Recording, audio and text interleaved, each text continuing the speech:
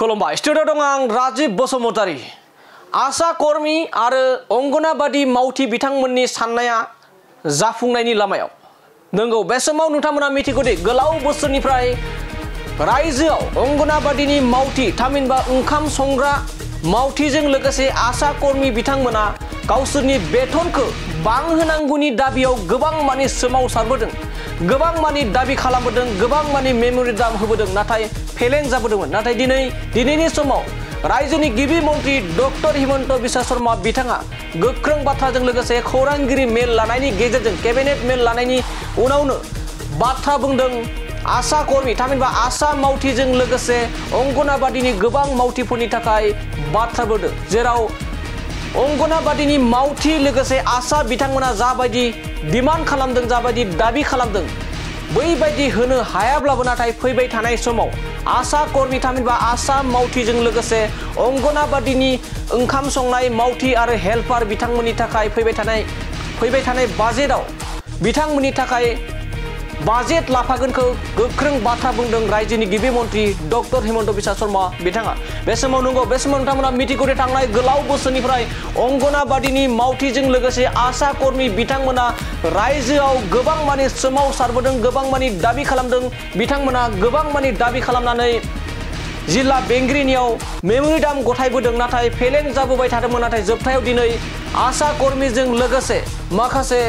अंगनाबादीनि मावथि बिथांमोननि थाखाय रायजोनि गिबि मन्त्रि डक्टर हिमन्त बिश्व शर्मा बिथाङा बिथांमोननि थाखाय मायाबा मोनसे बाथ्रा एबा मोजां खामानि मावगोन होननानै बे समाव खोथा होदों दानिया फैदो बिदिब्ला आशा मावथि लोगोसे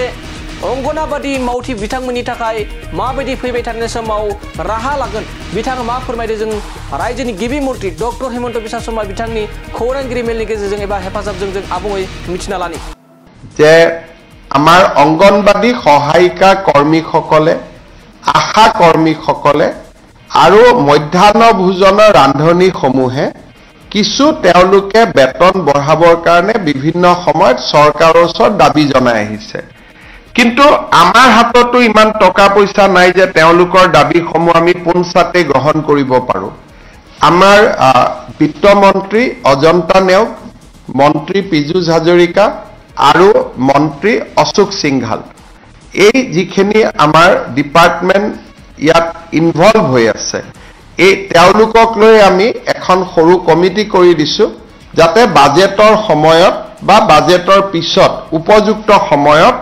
মধ্যাহ্ন ভোজনৰ কৰ্মী আশা কৰ্মী আৰু অংগনবাদী কৰ্মী সহায়িকা সকলক আমি কি সহায় কৰিব পাৰো